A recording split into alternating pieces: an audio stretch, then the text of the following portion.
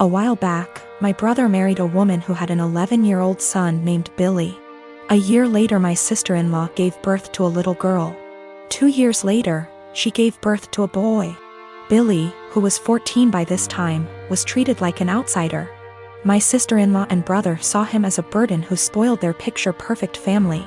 If you asked my sister-in-law how many kids she had, she would say 2.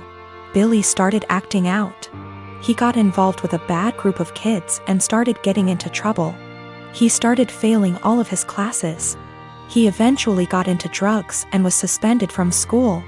My brother and sister-in-law were fed up with him. I asked my brother if Billy could spend the summer with me and my husband. We have a hobby farm and I thought maybe getting away from his life for a while could help him some. Well, they were more than happy to get rid of him, my SIL's words. It was kind of rough the first few weeks. He had a lot of anger issues.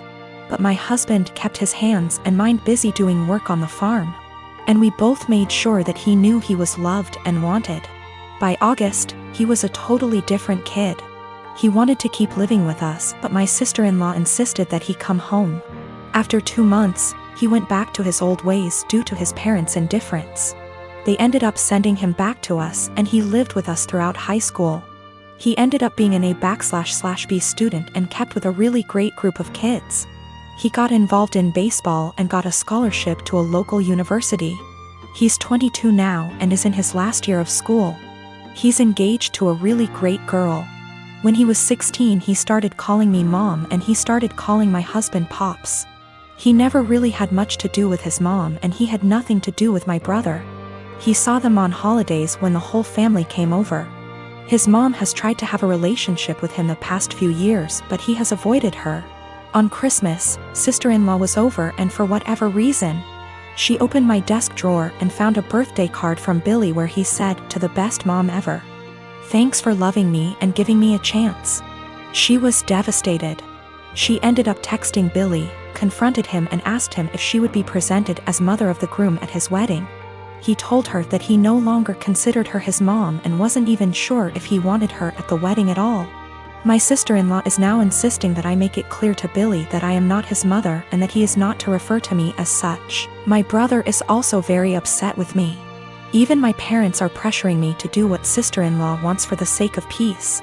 Honestly, I consider Billy to be my son. I count him in with all of my children. I feel like telling Billy not to present me as mother of the groom could possibly be misinterpreted as me saying that I don't feel like he's my son and I don't even want to take a chance of that happening.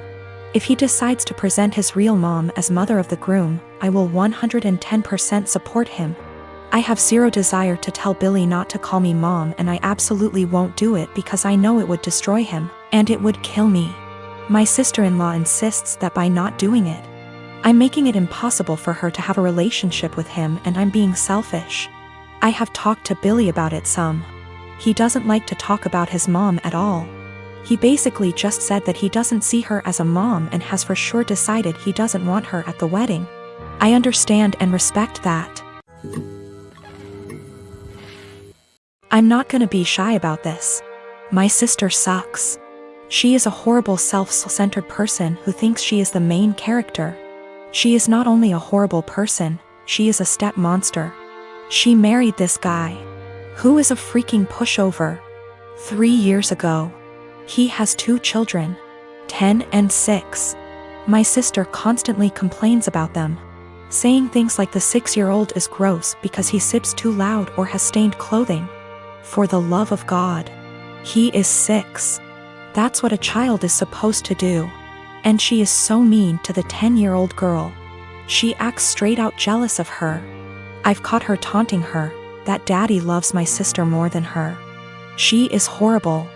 I have straight up called her out after trying to talk to her like a million times. At Christmas she was saying that I'd be nice to have the kids there and I said, "Why? You hate them?" This was when everything was almost over and she had been bragging to her friends that her husband had spent more on her than on daughter. A fight ensued. My parents reprimanded me, but my cousins took my side and called her out, noting every moment that they had witnessed her being horrible. Her husband obviously took her side and said that she was a wonderful stepmother and that the kids love her. To which I said that was a lie, as I had consoled them countless times after they were taunted by my sister. They left and we haven't talked since. One day I was running errands and run into my step-nephews who were with their mother. I had never met her. And honestly, she is wonderful. We decided to have some coffee. While the kids were playing, she asked me how her children behaved, etc. I said they were wonderful, and then I just spilled the beans on my sister. How awful she was. What I've heard her say to the kids, the inaction of her ex-husband. By the end she was horrified. She said the kids didn't like her. But she always chucked it up to my sister being the new woman in their father's life. She said the kids never really said anything even when she asked. I then told her I was very concerned for the children, as my sister had straight up told the 10-year-old that it would be better if she disappeared from her father's life. Their mother saw red and asked me if I'd be willing to testify. She said that this was unacceptable and she would be taking their father to court again. I said I would recount the events that I witnessed and could ask my cousins who witnessed a lot too. She was very grateful. I asked my cousins who were all willing to recount the events. Word got around to my parents and by extension my sister, and they have been calling me the biggest asshole on the planet who would betray family on a whim. This all went down about an hour ago and my wife is still crying in our bathroom with the door locked. Backstory: we had our son, now 11 months old, while my wife is in residency. She took a few weeks off before giving birth, and then went back to work a few months after. While I transitioned my hours to part-time so that I could stay at home and raise our son, my mom moved in with us shortly after the birth in order to help out, which allows me to get in a few hours of work per day and also not get swamped with taking care of the baby / housework. She's quite old-fashioned and would definitely not prefer this arrangement with me being a stay-at-home dad. But she hasn't said anything to either of us and has been a great help. For anyone unfamiliar with medical residency, it is brutal. My wife has just over a year left.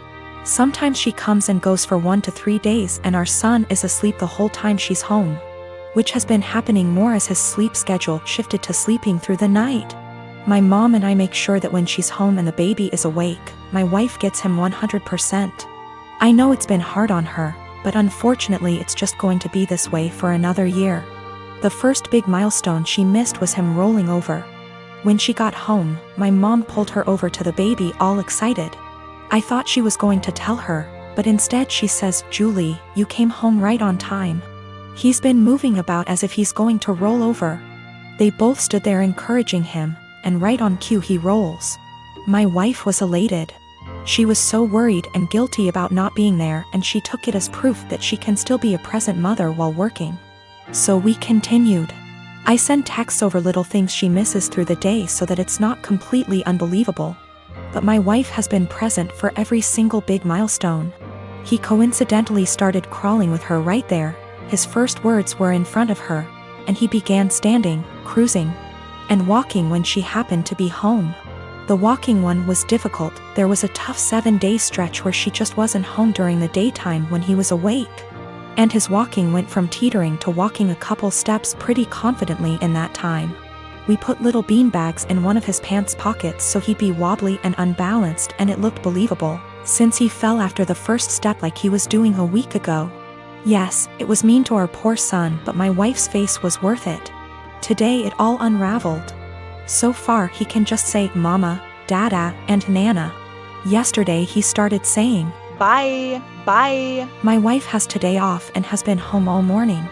My mom and I have been trying to get him to say, "Bye," all day without giving it away that we already know he can say, "Bye." Successfully got him to say, "Bye," to the ducks at the park, and we both gushed over his newest word the whole way home. My wife was using my phone to take pictures of him and began showing my mom at home while telling her about his newest word acquisition. She was swiping through my gallery and saw a video from yesterday and goes, "Oh, you never sent me this one." It was literally like a slow motion film happening in front of my eyes. I had taken the video of him yesterday waving, "Bye, bye." My wife isn't stupid, she figured the whole ruse out pretty much instantly. I've never seen her look so upset and heartbroken before. I couldn't say or do anything to comfort her. Now she's locked herself in the bathroom crying and won't come out. In January of 2019, my husband was diagnosed with a brain tumor. It was in a completely inoperable part of the brain, and was told me had 6 months to live. He stuck it out and died in October, 3 months longer than he was expected to. He was always positive, and decided a few weeks after his diagnosis that he would write letters for our daughters for significant events in their lives. My husband was my soulmate, and the past few months have been difficult knowing I've lost him. We have 2 daughters, Mia, who is 21, and Imogen, Imi, who is 19. All 3 of us have become a lot closer since their dad's death, and we've all really struggled. My husband and I were together since we were children. Got married when we were 18, and we were approaching our 20th wedding anniversary when he passed. In February of this year, Mia got married to a boy she's been with for about 6 years. I absolutely love her husband, and he's been incredibly supportive during all of our grief. My husband wrote a letter for Mia to open on her wedding day. It's worth noting that my daughters were unaware of these letters. It was my job to give them to our daughters. Her wedding day comes around and I just can't bring myself to give her the letter. I read it and just wanted to keep it to myself.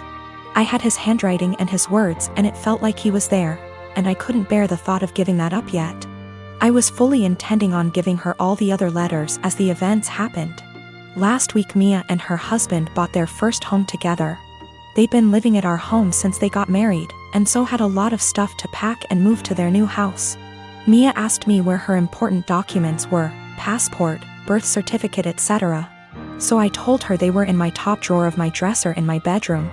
The only letter that was in there was the one I was meant to give her on her wedding day. The rest were hidden away. She immediately recognized his handwriting, and of course it was addressed to her, so she read it and broke down. She came and found me and started screaming at me, asking how I could be so selfish. I didn't really know what to say apart from the fact that I wanted to keep it and she could take a picture of it. Both my daughters called me an asshole and are convinced I'm keeping them from a load of their dad's stuff.